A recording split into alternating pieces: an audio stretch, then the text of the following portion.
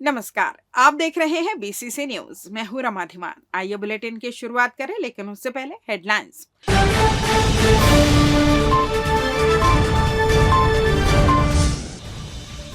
CCTV कैमरे से होगी निगरानी, धान खरीदी को लेकर हुई समीक्षा। सूर्य की उपासना का महापर्व छठ पूजा का दिखा अलग ही उत्साह। अफीम की तस्करी का मामला, एक आरोपी से 50 लाख का माल जब्त। और बीएड डिग्रीधारियों के खिलाफ नहीं निकला आदेश, अवमानना पर हाईकोर्ट में हुई सुनवाई। हेडलाइंस के बाद खबरें विस्तार से। खाद्य एवं नागरिक आपूर्ति विभाग के सचिव अम्बलगन पी ने मंथन सभा कक्ष में कलेक्टर की बैठक लेकर बिलासपुर संभाग में धान खरीदी की तैयारी की समीक्षा की। उन्होंने कहा कि खरीदी केंद्रों पर गड़बड़ी रोकने के लिए सीसीटीवी कैमरे से निगरानी रखी जाएगी। प्रत्येक केंद्र पर 2-2 कैमरे लगाए जाएंगे। इसके साथ ही धान संग्रहण केंद्रों और राइस मिल परिसरों में भी कैमरे इंस्टॉल किए जाएंगे। तौल में गड़बड़ी की आशंका को दूर रखने के लिए इलेक्ट्रॉनिक काटा बाट का उपयोग किया जाएगा। शासन के निर्देशानुसार 14 नवंबर से धान खरीदी की प्रक्रिया शुरू होगी। उन्होंने तमाम तैयारियां इसके पहले पूर्ण कर ओके रिपोर्ट देने के निर्देश दिए। संभागायुक्त महादेव कावरे, एमडी मार्कफेड रमेश शर्मा सहित संभाग की सभी 8 जिलों के कलेक्टर एवं धान खरीदी कार्य से जुड़े विभागों के अधिकारी उपस्थित रहे। खाद्य सचिव अमलगन पी ने कहा कि धान खरीदी का कार्य राज्य सरकार की सर्वोच्च प्राथमिकता का काम है। इसके लिए शासन के दिशा निर्देश एवं प्रक्रिया स्पष्ट रूप से परिभाषित की गई है। इनका पालन करते हुए गंभीरता पूर्वक किसानों से उनकी मेहनत का उपज खरीदी जाए। उन्होंने कहा कि निर्धारित लिमिट के अंतर्गत वास्तविक किसानों का एक एक दाना धान खरीदा जाए। उन्हें धान बेचने में किसी तरह की दिक्कतें न आए, इसका ध्यान रखें। किसानों की सुविधा के लिए छाया पानी का इंतजाम भी स्थल पर किया जाए। गौरतलब है कि राज्य शासन ने प्रति एकड़ 21 क्विंटल की अधिकतम सीमा निर्धारित की है। बताया गया कि इस बार जारी टोकन तिथि के 7 दिन बाद धान बेचने की बारी आएगी। खाद्य सचिव ने बारदाने की उपलब्धता एवं किसानों के भुगतान कार्य की भी समीक्षा की। उन्होंने कहा कि बैंक से नगद निकासी में किसानों को किसी प्रकार की दिक्कतें ना हो, इसके लिए पर्याप्त मात्रा में कैश रखा जाए। खाद्य सचिव ने कहा कि गड़बड़ी की आशंका वाले कम से कम 5 केंद्रों पर सीधी निगरानी कलेक्टर स्वयं करें। पूर्व के अनुभव के आधार पर इनका चयन कर लिया जाए एवं रोज इसकी रिपोर्ट ली जाए। उन्होंने कहा कि धान खरीदी अभियान का लाभ हमारे वास्तविक किसानों के लिए है, न कि कोचियों और दलालों के लिए। इसलिए दलाल किस्म के लोगों की पहचान पूर्व से ही कर ली जाए और उनकी गतिविधि पर नजर रखी जाए। खरीदी प्रक्रिया पर जरा भी बाधा अथवा गड़बड़ी करने वाले पर तत्काल कार्रवाई की जाए। पूरी प्रक्रिया पारदर्शिता पूर्वक होनी चाहिए।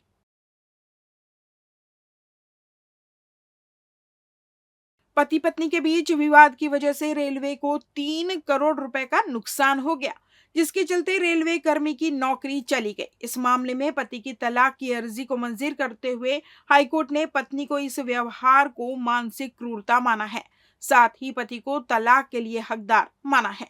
केस की सुनवाई जस्टिस रजनी दुबे और जस्टिस संजय अग्रवाल की डिवीजन बेंच में हुई। दरअसल भिलाई के रहने वाली युवती की शादी 12 अक्टूबर 2011 में हिंदू रीति रिवाज से हुई थी। उसका पति विशाखापट्टनम का रहने वाला है और रेलवे में स्टेशन मास्टर है। पति का आरोप है कि शादी के बाद जब 14 को रिसेप्शन हुआ तब उसकी पत्नी खुश नहीं थी। रात में उसने पति को बताया कि उसका इंजीनियरिंग कॉलेज के ग्रंथपाल के साथ अफेयर है। उसके साथ कई बार शारीरिक संबंध भी बना चुकी है, जिसे वो नहीं भूल सकती। पति ने इस बात की जानकारी उसके पिता को दी, लेकिन पिता ने भविष्य में ऐसा नहीं करेगी कहा। वो इसकी गारंटी भी ली। मोबाइल से पत्नी के विवाद में बहस शुरू हो गई। इस दौरान पति बोला कि वो घर आकर बात करेगा। तभी पति पत्नी का झगड़ा ओके से खत्म हुआ। इधर रेल कर्मी पति की ओके की आवाज दूसरे स्टेशन मास्टर ने रेलगाड़ी को रवाना करने सिग्नल दे दिया। नक्सल क्षेत्र होने के कारण उस खंड में रात 10 बजे से सुबह 6 बजे तक रेल यातायात प्रतिबंधित है। इस वजह से रेलवे को 3 करोड़ रुपए का नुकसान हो गया, जिसके बाद रेल कर्मी को लापरवाही बरतने के कारण सस्पेंड कर दिया गया। लगातार पत्नी की मानसिक प्रताड़ना से परेशान होकर पति ने विशाखापट्टनम परिवार न्यायालय में तलाक के लिए आवेदन प्रस्तुत किया। वहीं उसकी पत्नी ने दहेज प्रताड़ना का आरोप लगाकर केस दर्ज कर दिया, जिस पर पुलिस ने पति, उसके 70 वर्षीय पिता, शासकीय सेवक बड़े भाई, भाभी व मौसेरा भाई बहन के खिलाफ 498 के तहत केस दर्ज कर लिया। इस दौरान सुप्रीम कोर्ट के निर्देश पर पति के आवेदन को दुर्ग न्यायालय ट्रांसफर किया गया। दुर्ग परिवार न्यायालय से आवेदन खारिज होने पर पति ने हाईकोर्ट में याचिका दायर की। रतनपुर महामाया मंदिर परिसर में बैठी भक्तिन से एक खाकी वर्दीधारी छुट्टी लेने के नाम पर दिन भर की कमाई चिल्लर 200 रुपए लेकर चलता बना। घटना के बाद वो खाकी वर्दीधारी को इधर उधर ढूंढने भटकती रही। वहीं आसपास लगे सीसीटीवी कैमरे के फुटेज रिकॉर्डिंग देखने पर खाकी वर्दीधारी की शारीरिक भाषा संदिग्ध लगी। अब ये खाकी वर्दीधारी पुलिसकर्मी है या कोई और, जांच में ही सामने आ सकेगा। हालांकि मामले की शिकायत फिलहाल रतनपुर थाने में नहीं की गई है। भैंसो जेवरा निवासी भक्तिन रतनपुर स्थित महामाया मंदिर परिसर में ही आसरा लेकर अपनी आजीविका चला रही है। मंगलवार की शाम 5:15 बजे अन्य भिक्षुओं के साथ वीआईपी निकासी गेट की ओर बैठी हुई थी। इसी दौरान खाकी वर्दी में एक आदमी आया और 200 रुपए के खुल्ले की मांग की। उसने 500 रुपए होने की बात कहकर उसका चिल्लर करा के 200 रुपए लौटाने की बात कही। भक्तिन उसे अपने पास जमा दिन भर की कमाई के चिल्लर 200 रुपए दे दिए। खाकी वर्दीधारी चिल्लर 200 रुपए लेकर चला गया। इधर भक्तिन अब अपनी 200 रुपए के लिए खाकी वर्दीधारी व्यक्ति की राह देखती रही। काफी देर बाद भी उसके नहीं लौटने पर उसे तलाशने इधर उधर भटकने लगी। काफी देर बाद थक हार कर महामाया मंदिर परिसर स्थित ट्रस्ट कार्यालय पहुंची। वहां घटना की जानकारी दी। सीसीटीवी कैमरे की रिकॉर्डिंग खंगाली गई तो भक्तिन ने रिकॉर्ड वीडियो में एक खाकी वर्दीधारी अधेड़ की शिनाख्त की। रिकॉर्ड वीडियो में आरोपी खाकी वर्दीधारी की शारीरिक भाषा असामान्य दिख रही है। उसके कमर पर वर्दी में शामिल बेल्ट ढीला लग रहा है। असामान्य चाल में हाथ जोड़ते भी दिख रहा है। खाकी वर्दीधारी पुलिसकर्मी है या कोई और, इसका खुलासा जांच के बाद ही हो सकेगा। मामले की शिकायत रतनपुर थाने में नहीं की गई है। इस पर जिम्मेदार के साथ पुलिस प्रशासन को संज्ञान लेकर मामले की जांच कर दोषी का खुलासा करना चाहिए। खाकी पर ये दाग अच्छा नहीं है। डोकरी बोली से मोसंग महतेला वह कहीं से 200 रुपया दे दे चिल्हर 500 के धारे हम खुला करके देखो कहीं से तहाल मैं कहे हाँ मैं ठीक मैं 200 धारे हाँ मैं ले कही हाँ उसने कहा 200 मैं धारे हाँ काल आज की कमाई तो ले जा कहे के बात है। तो पुलिस वाला क्या पुलिस तोला वह कहीं से ते दे दो ऐसे कहीं तो मैं ला के देता हूँ कहीं से। हाँ तो वापस नहीं आए इसमें नहीं आए। पुलिस वाला चीन डाल पे देख पे तो हाँ वो डोकरा चीन डाली हमें। कब आओ देखे रहो एक बार का। हाँ वो आते रहते हाँ आते रहते। लोक आस्था का महापर्व छठ की शुरुआत हो चुकी है। महाआरती के बाद एशिया के सबसे बड़े स्थायी छठ घाट रोशनी से सराबोर है। बुधवार को छठ व्रतियों ने खरना के साथ ही निर्जला व्रत रखा और शाम को छठी मैया के लिए विशेष प्रसाद तैयार किया। वहीं गुरुवार शाम को छठ व्रती डूबते हुए सूर्य देव को अर्घ्य दिए। सूर्य उपासना के इस महापर्व की विशेषता है कि यह पूरी भक्ति और संकल्प के साथ मनाया जाता है। यह पर्व न केवल पारिवारिक समृद्धि के लिए होता है बल्कि जीवन की सभी मनोकामनाओं की पूर्ति के लिए भी मनाया जाता है। इसमें स्त्री और पुरुष समान रूप से भाग लेते हैं। बता दें कि छठ महापर्व की शुरुआत नहाय खाए के अनुष्ठान से हुई, जिसमें व्रतियों ने सात्विक भोजन किया। दूसरे दिन खरना के साथ विशेष प्रसादी बनाई गई। इसके साथ व्रतियों का 36 घंटे का कठिन व्रत भी शुरू हो गया। छठ पूजा की महत्ता ऐसी है कि न केवल झारखंड, बिहार तक यह पर्व सीमित है बल्कि अब देश विदेश में भी छठी मैया की कृति देखने को मिलती है। लेकिन बिलासपुर के छठ पर्व का महत्व और भी प्रासंगिक माना जाता है। प्रतिवर्ष की तरह इस साल भी छठ पूजा समिति ने छठ व्रतियों एवं उनके परिजनों के लिए विशेष सुविधा मुहैया करवाई, जहां पर घाट के पास ही चेंजिंग रूम एवं तमाम तरह की सुविधा घाट पर ही मौजूद है, जिससे लोगों को किसी भी तरह की असुविधा का सामना ना करना पड़े। लेते हैं एक छोटा सा ब्रेक। पिछले 17 वर्षों से रियल एस्टेट के क्षेत्र में दे रहे हैं अपनी सेवाएं और लगातार शहर की जनता को एक नई लिविंग लाइफस्टाइल। अपने कार्यों एवं सेवाओं के माध्यम से लाखों लोगों की उम्मीदों को दिया है आकार, इसलिए जिले में ही नहीं पूरे प्रदेश में इनकी पहचान है बरकरार। आपके सपनों के घर को हकीकत में बदल कर है दिखाना, इसलिए आपके लिए लेकर आए हैं भाटी आशिया।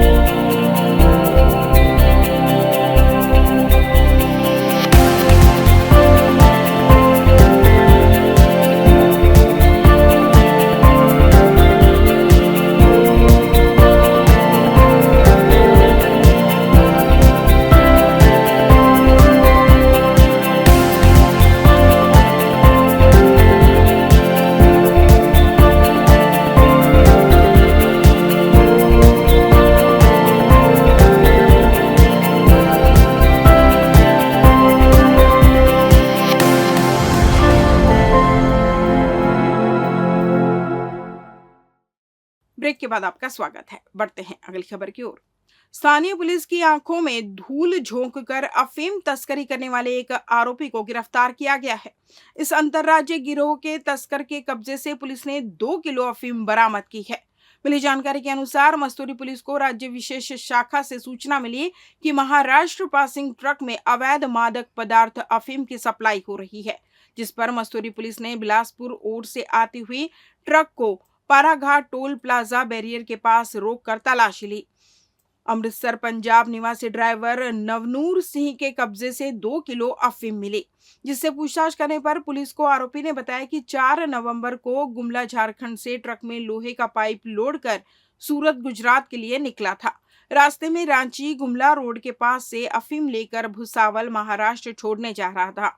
उक्त मामले में धारा 18 नारकोटिक्स एक्ट के तहत कार्रवाई कर आरोपी को गिरफ्तार कर न्यायालय पेश कर दिया। रेड कार्रवाई की है, जिसमें एक महाराष्ट्र पासिंग की गाड़ी थी MH19 GD 7613, उसको रोककर उसमें तलाशी ली गई, जहां हमको लगभग 2 kg अफीम बरामद हुआ है।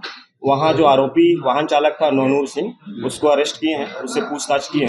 आज उसको न्यायिक रिमांड पर मोड़ दिया।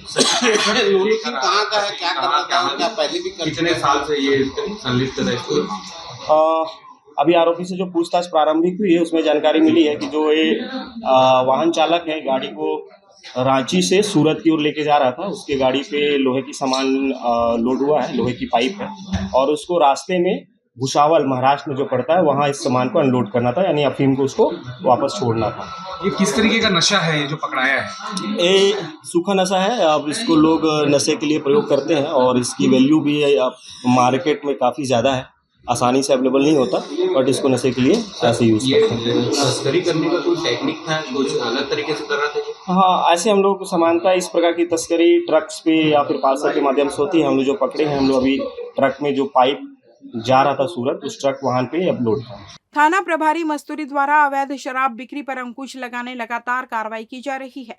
इसी क्रम में पुलिस को मुखबिर से सूचना मिली कि एक व्यक्ति ग्राम लावर में जो काला कलर के पिट्ठू बैग में अपने पास अवैध रूप से देशी शराब रखकर नहर की ओर से पैदल लावर जा रहा है। सूचना पर नहर पार मस्तूरी पहुंचकर रेड कार्रवाई की गई, जहां आरोपी रोशन बघेल निवासी लावर के कब्जे से 7.200 लीटर देशी प्लेन शराब को अवैध रूप से बिक्री करने की नियत से रखा मिला। उक्त आरोपी के विरुद्ध धारा 34(2) आबकारी एक्ट के तहत कार्रवाई कर आरोपी को गिरफ्तार कर न्यायिक रिमांड पर भेजा गया। खेत में कीटनाशक दवा का छिड़काव करने गए किसान की टूटे हुए तरंगित तार की चपेट में आने से मौत हो गई। मिली जानकारी के अनुसार घटना 6 नवंबर की सुबह 6 बजे की है। जरागांव थाना अंतर्गत ग्राम ठकुरी कापा निवासी कमलेश पाली अपने खेत में कीटनाशक छिड़काव करने गया हुआ था, जो 12 बजे तक वापस नहीं लौटा तो घर वाले ढूंढने निकले, लेकिन उसका पता नहीं चला। इसी दौरान दोपहर मृतक की भांजी घास काटने गई तो उसने खेत में मृतक की लाश पड़ी हुई देखी और घर वालों को सूचना दी। परिजन खेत पहुंचे तब उन्होंने देखा कि खंबे से बिजली तार टूटकर नीचे पड़ा हुआ है, जहां से गुजरते हुए अनजाने में कमलेश कुमार पाली का पैर बिजली के टूटे हुए तार पर पड़ गया और करंट की चपेट में आ जाने से खेत में ही उसकी मौत हो गई। पुलिस ने शव को पोस्टमार्टम के लिए भेज अपनी कार्रवाई में जुट गई है। वहीं इस घटना से किसान के परिवार पर दुखों का पहाड़ टूट पड़ा है। पूरे घर में मातम छाया हुआ है। मृतक के 3 बच्चे हैं। पूरा परिवार मृतक पर ही आश्रित था। छत्तीसगढ़ हाईकोर्ट ने बीएड डिग्रीधारी शिक्षकों की नियुक्ति निरस्त नहीं करने को लेकर दायर अवमानना याचिका पर सुनवाई की। इस दौरान जस्टिस एन.के. व्यास ने बीएड अभ्यर्थियों को नौकरी से निकाले बिना ही डीएलएड डिग्री वालों को नियुक्ति देने का रास्ता सुझाया है। कोर्ट ने कहा कि सरकार ऐसा क्यों नहीं करती कि बीएड डिग्री वालों को नौकरी से निकाले बिना ही डीएलएड वालों को भी नियुक्ति दे दी जाए। अब इस मामले की अगली सुनवाई 28 नवंबर को होगी। बता दें कि पूर्व में हाईकोर्ट ने बीएड डिग्रीधारी शिक्षकों की नियुक्ति को अवैधानिक बताते हुए भर्ती निरस्त करने का आदेश दिया था। दरअसल हाईकोर्ट और सुप्रीम कोर्ट से बीएड डिग्रीधारी शिक्षकों की नियुक्ति निरस्त होने के बाद भी राज्य शासन ने इस पर कोई आदेश जारी नहीं किया है। इसके चलते बीएड डिग्रीधारी शिक्षक नियम विरुद्ध तरीके से 1 साल से ज्यादा समय से पदस्थ है। हाईकोर्ट के आदेश का पालन नहीं होने पर डीएलएड अभ्यर्थियों ने हाईकोर्ट में न्यायालय की अवमानना याचिका दायर की है। इस बुलेटिन में बस इतना ही। अगले बुलेटिन में आपसे होगी फिर मुलाकात। तब तक मुझे दीजिए विदा। नमस्कार।